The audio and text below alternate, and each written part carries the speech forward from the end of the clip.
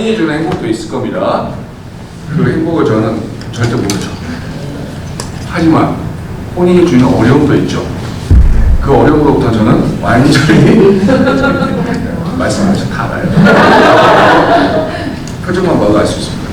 혼인이 주는 어려움으로부터 저 같은 사제들은 해방이 되어 있습니다. 그죠? 공평하잖아요, 솔직히. 요거 선택했으면 요건 좀 포기하는 거고, 이건 공평한 거예요. 그래서 저는 이게 우리 사제들의 특권이라고 생각합니다. 하지만 사제라고 해가지고 결혼 생활을 하지 않는다 그래가지고 결혼 생활을 하고 혼인 생활을 하고 있는 사람들의 삶에 무관심해야 된다는 말은 아닙니다. 그들이 어떤 어려움을 갖고 있는지 함께 공감하고 관심을 갖도록 노력을 해야 되죠. 그리고 사제로 사시잖아요. 이렇게 혹시 살레이쇼 수도회가 어떤 수도인지 아세요? 아시는 분도 있고 모르시는 분도 있고 여러분들 함께 오신 우리 신부님은 본당 신부님, 교우 사제, 제속 사제라고, 저 같은 사람은 수도 사제라고 합니다. 그 수도회가 어떤 수도회냐면 살레이쇼 수도회. 혹시 들어보셨죠? 네. 부산에도 저희가 드디어 엄청 노력을 했다가 몇 번 실패했다가 드디어 저 한나라고 하신 이태석 신부님들 덕분에 데려가게 되어 있습니다. 저희 살레이쇼 수도회는 젊은이들을 위한 수도예요. 특히 도움이 많이 필요한 젊은이들을 위한 수도입니다. 그래서 저 같은 이 살레이쇼 수사님들이 아이들을 만날 기회가 많이 있어요. 그리고 또 이렇게 부모님들을 만날 기회도 많이 있고요. 그리고 또 본당 신부님들도 여러분들 잘 모르실 수 있지만 본당의 신자들이 어려움이 있으면, 특히 자식 문제가 있으면 본당의 신부님을 찾아가서 상담을 합니다.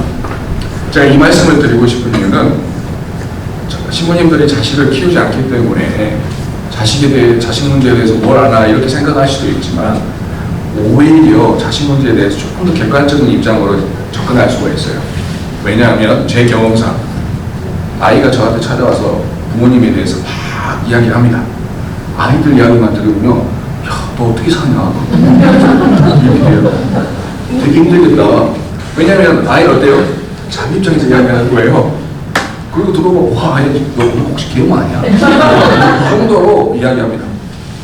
그리고 또 어렵지 않을 때 부모님들이 자식 고민거리, 자식이 말썽 피우는 거 이야기 들어보면 그런 나쁜 놈이 없어요.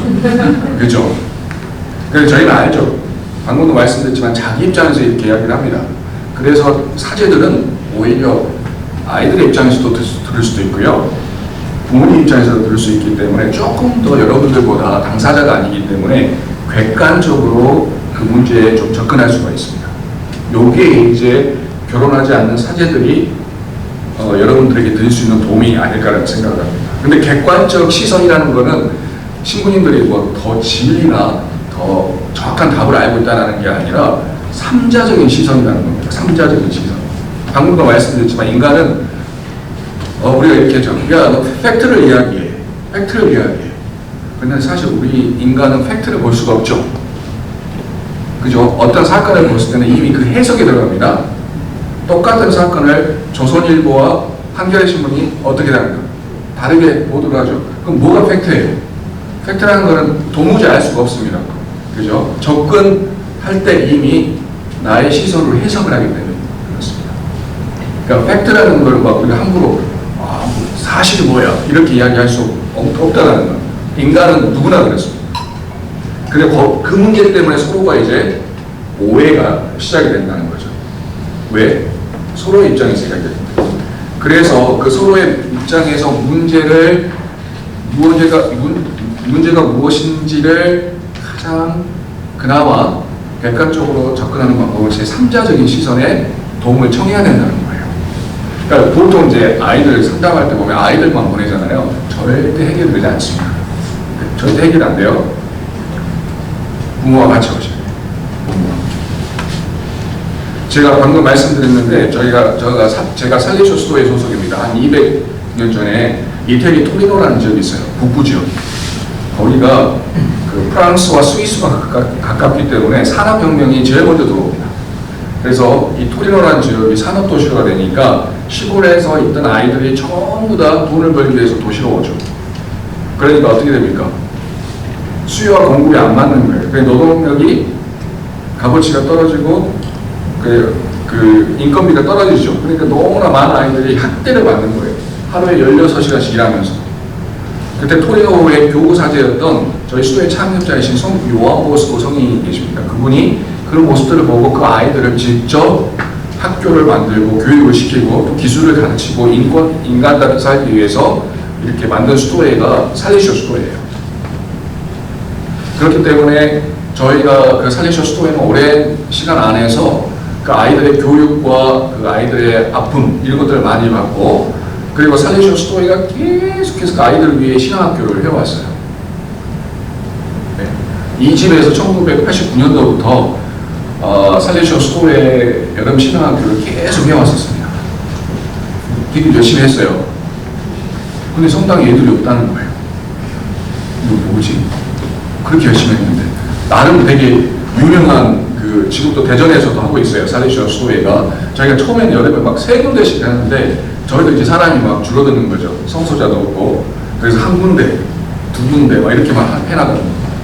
도대체 뭐가 문제일까? 아이들의 신앙교육에 뭐가 문제일까? 아이들 문제가 아니었던 거죠. 부모님의 문제도 봐야 되는 거예요. 그러니까 초등학교 때까지는 그래도 이 성당에 다니면 신앙을 잘해야 되는데 중고등학교 가면 부모님들이 이제 불안한 거예요. 얘가 거기가 있으면 안 되고 학원 가 있어야 될 것 같아. 그렇죠? 그러니까 중고생 때부터는 수가 막 줄어들어요. 본당이 없어요. 그래서 이건 아이들을 위한 신앙교육이 중요한 게 아니라 아이들과 부모님 그래서 그 학원 다니고 이런 것도 중요하지만 정말 이 삶 안에 근원적인 행복을 줄 수 있는 이 신앙에 대한 교육이 부모님들도 함께 이루어져야 된다는 차원에서 올해 처음으로 저희가 한번 시도를 해보고 근데 좀 좋더라고요 정말. 그래서 저희가 더 이제 그 수정 보완해가지고 조금 더 이런 프로그램들을 많이 만들어야겠다라는 그런 의도에서 이 신학교가 가족 캠프가 시작이 되었던 겁니다. 여러분들 뉴스 보잖아요. 뉴스를 볼 때 정말 많은 뉴스들을 접하게 되는데 가장 허탈하고 절망적인 뉴스가 이 청소년 범죄를 들을 때 그래요. 근데 확률적으로 별로 안 나와요. 맨날 나오는 거지 뭐예요? 3대 특검 이런 거, 관세, 트럼프 이런 것만 듣잖아요. 근데 그 중에 갑자기 하나가 청소년 범죄 소식을 들으면 되게 절망스러워요. 그 중에 요 책을 혹시 기억나는 거 있어요? 저는 너무 슬펐어요. 네? 신세계 폭탄. 네, 그것도 있고 그 중학생이었죠. 네. 저는 그거보다 더 슬펐던 게 여러분들 부산에서 3명의 학생이 자살한 거였어요. 네. 여고생들이 투서수, 그 유서수. 네. 너무 슬픈 일이죠. 왜 이게 이렇게 절망스러운지 왜 그럴까요? 이게 바로 우리 아이들의 세상이고 우리 아이들이 살아갈 세상이 그만큼 험난하고 또 병들어 있다는 사실을 느끼기 때문에 부모님들이 그러는 겁니다. 근데 더 절망스러운 것은 그 문제에 대한 답을 알고 있는데도 고쳐나가지 못한다는 사실이에요. 예를 들어서 그 학교에서 왕따당하는 아이들 있죠. 이 왕따당하는 아이들이 왜 왕따당하는지 알고 있잖아요. 그죠? 왜 이유가 뭔지 대충 알고 있어요. 부모들도 어른들도. 근데 그게 안 바뀌는 거예요. 왕따가 없는 학교가 없죠. 지금도. 그리고 여러분들 부모님들 입장에서 가장 자식들이 지금 걱정되는 게 어떤 거라고 생각해요? 어떤 거세요? 핸드폰, 인스타, 컴퓨터 이런 거잖아요. 그죠? 알고 계시는데 왜 못 고칠까요? 하지마 라고 그렇게 되지 않는 하지마 한다고 해서 안 하는 게 아니기 때문에 그래요. 저희 신앙학교를 작년에 여름까지 했거든요. 신앙학교를 하면 자 아이들이 다 오잖아요. 그러면 제일 먼저 뭘 해야 되냐면 핸드폰을 걷어야 돼요. 핸드폰을 걷는 순간 70명 학생들 전부 다 프로그램을 안 해요. 프로그램에 관심이 없어요. 핸드폰을 걷어버리면. 우리는 프로그램을 더 잘하기 위해서 핸드폰을 걷었는데 걷어버리면 프로그램이 안 되는 거예요. 그래서 이제 신부님 사인들 모여서 고민합니다. 방법은 뭐야 그러면? 그러면 핸드폰 가지고 프로그램 만들어 보자. 그래서 이제 핸드폰으로 막 하면 엄청 열심히 해요. 프로그램 뭘 찾고, 정보 찾고, 뭐 다 하고. 자, 그래서 이제 1시간 반을 그랬으니까 한 15분 모여서 한 명씩 만나보세요. 그래서 이제 그 나눔 한번 해봅시다. 하면 다 갑자기 다 또. 한마디도 못해요. 그죠? 핸드폰, 인터넷이라는 그 익명의 세계에 자기들이 숨을 수 있죠. 그 세계에서는 자신들이 실컷 이야기할 수 있지만 얼굴을 맞대고는 이 친구들이 절대 이야기를 못합니다. 친구하고도 이야기를 못하는데 그걸 엄마하고 이렇게 아빠하고 만나가지고 이야기가 되겠어요? 안 되는 거죠. 자, 그 익명의 세계에 넘어가는 그 숨어 있거든요. 그러니까 개인주의. 그러니까 핸드폰을 하면 뭐가 빠지겠어요? 이제 대화가 안 되니까 개인주의. 그 다음에 이제 부모님들이 갈등하는 게 뭡니까? 쇼핑하는 거예요, 쇼핑. 막 아이템을 사고 돈이 없으면 부모님 거 몰래 쓰기도 하고, 네. 물질주의에 이제 빠지는 거죠. 또 뭐예요? 자기만 생각하는 거예요, 자기만. 이기주의에 빠지는 거죠. 그 세상 안에서 이제 그런 게 다 파생이 됩니다. 남들이 중요하지 않거든요.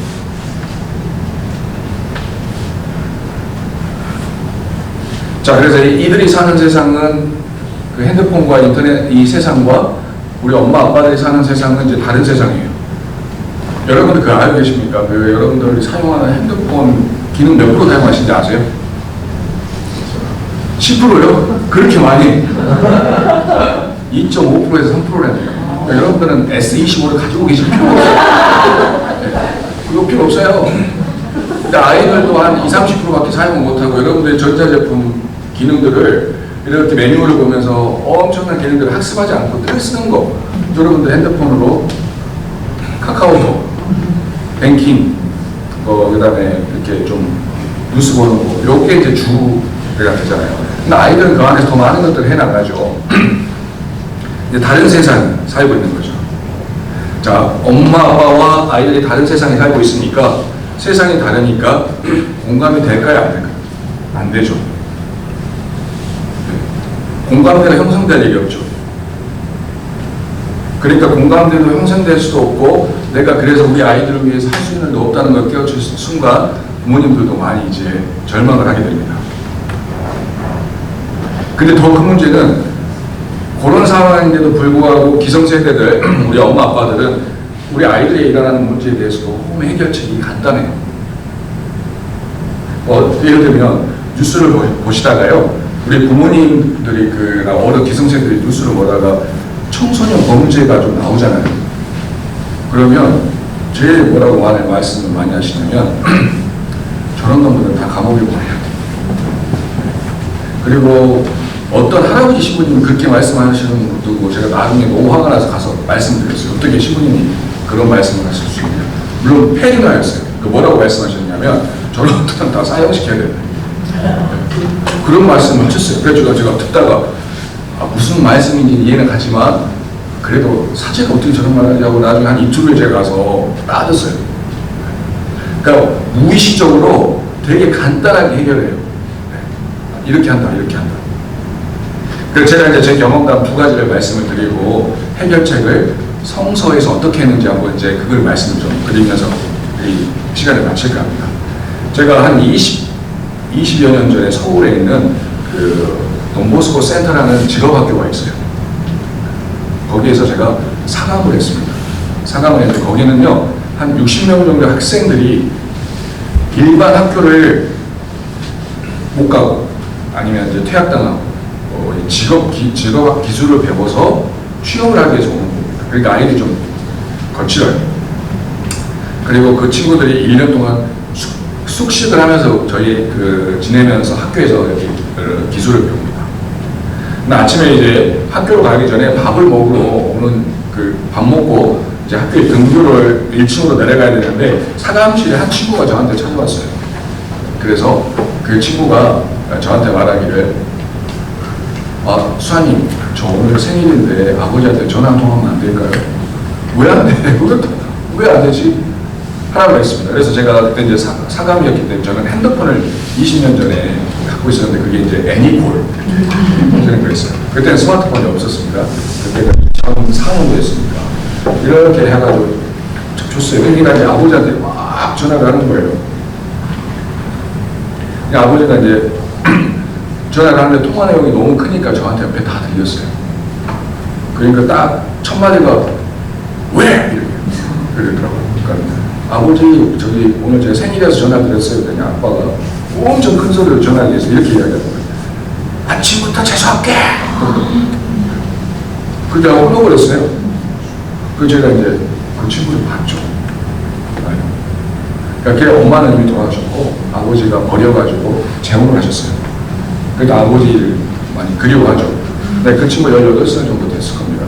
그래서 이제 핸드폰을 받고 제가 야 학교 갔다 와서 우리끼리 생일 파티 하자 보냈어요. 근데 너무 불쌍하잖아요. 그죠? 걔가 흔히 말하는 그 비행 청소년이에요. 근데 걔 문제일 것 같아요? 아니면 걔 부모님 문제일 것 같아요? 그죠? 충분한 사랑을 못 받았죠. 근데 사람들은 그걸 안 봐요. 그 친구가 저지르는 결과는 좀 그게 가장 간단한 해결책인 거예요. 만약에 네가 나쁜 짓을 하면 너는 그냥 소년원 혹은 크면은 교도소만 가면 돼. 이렇게 해결을 못하는 거죠. 또 하나 예를 한번 들어보겠습니다. 제가 또 상담할 때 이제 가끔가다 이 친구들이 학교를 가면 제가 사물함을 검사를 해야 됩니다. 어떤 친구들은 막 19살인데 오줌을 싸요, 이불에. 그러니까는 창피하니까 그 이불을 뚫뚫 말아가지고 숨겨놔요. 그리고 어떤 친구들은 본드, 담배 막 이런 게 많아서 제가 한 번씩 이렇게 싹 이렇게 점검을 하는데 한 사물함에서 뭐가 나왔냐면 이만한 사시미 칼이 신문에 말려 있어요. 그래서 제가 이걸 다 들고 나왔죠. 그래서 이제 사감실에서 그 친구 오기를 기다렸어요. 그래서 뭐 이제 무섭더라고요, 저도. 그래서 이제 불러가지고 너 왜 이거 가지고 있었니? 그랬더니 얘가 말을 안 해요. 말을 안 하다가 한두 시간 정도 지나가지고 이야기를 하는데 자기가 1년 동안 이 학교를 졸업을 하고 나서 집에 가면 이 칼로 아버지를 죽여야 된다는 거예요. 그러니까 이 이야기를 들으니까 이 문제는 내가 해결할 수 있는 문제가 아니다. 그래서 원장 신부님한테 말씀을 드렸고 그 아이를 이제 정신과 치료를 받았죠. 그러니까 정신과 치료를 쭉 받으면서 이제 보호자가 없으니까 저한테 말씀을 많이 의사 선생님이 하셨었어요. 말씀을 많이 하셨고 그러면 이제 이 아이가 왜 그랬나 봤더니 이 아이의 그 등에 이렇게 옷을 올려오면 등에 칼 자국이 3개가 있어요. 무슨 그게 어떤 칼 자국이었냐면 아버지가 술만 먹고 오면 죽자고 막 다 죽자고 막 그랬던 거예요. 어느 날은 진짜 칼을 들고 이 아이를 찌르니까 이렇게 누가 찌르면 본능적으로 어떻게 됩니까? 이렇게 그 등에 찌르는 거예요. 그러니까 이 아이는 무의식 안에서 아버지를 먼저 죽이지 않으면 자기가 죽을 수 있다고 생각합니다. 그리고 그게 이루어지기 전까지 어떤 것들을 하냐면 자면서 꿈을 꾸는 거예요. 공포. 무서우면 우리가 뭐라고 말해요? 오줌을 지린다고 하잖아요. 그렇게 해서 오줌을 쌌던 거예요. 이 아이가. 무서워서. 그러니까 그런 아이가 이렇게 늘 이렇게 두려움에 휩싸이는데 자기가 죽을 수 있다는 두려움에 휩싸이는데 그 대상이 누구였습니까? 자신의 아버지인 거예요. 자신의 아버지인 거죠. 제가 이 말씀을 드리는 이유는 청소년들 문제나 우리 자식들 문제를 해결할 때는 간단한 해결책을 선택하면 안 된다는 겁니다. 그건 뭐야? 이 아이가 잘못됐기 때문에, 이 아이가 친구를 잘못 만났기 때문에. 이게 아니라 내 아이가 그렇다면 부모인 나는 어떻고 나의 남편은 어떻고 또 우리 가정환경은 어떤 건지를 돌아보고 용기를 내서 상담을 하든지 이렇게 함께 할 때 이 아이가 해결이 되는 거지. 이 아이를 데리고 와가지고 너만 상담 받아 이렇게 한다고 해서 해결이 안 된다는 겁니다. 그래서 그렇게 간단한 해결 방법 말고 정말 용기를 내서 우리의 문제라고 생각하고 도전을 해야 된다는 거죠. 그렇다면 그렇게 극단적이지 않을 때 그러면 우리와 나와 내 자식 간에 이런 그렇게 극단적이지 않지만 공감하지 못하는 그런 세상 안에서 오는 문제점을 해결하는 방법이 무엇일까 여기에 계시는 분들, 오늘 함께 온 아이들은 그 정도는 아니죠. 그 정도는 아니니까. 그 정도 됐을 때는 이미 많은 어려움이 있는 거고요. 이 평범함 안에서 오는 갈등도 분명히 있거든요. 그렇다면 해결 방법이 무엇일까?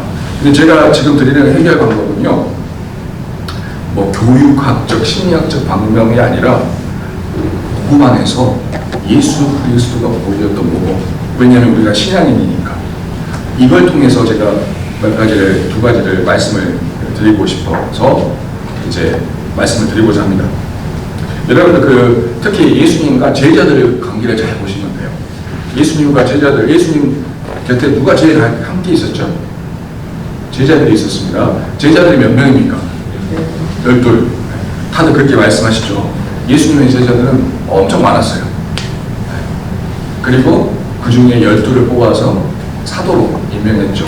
그러니까 제자들은 예수님을 따르는 사람들이고 사도들은 예수님으로부터 임무를 받아서 미리 파견된 사람들이에요. 하지만 이 사도들도 제자들 안에 들어갑니다.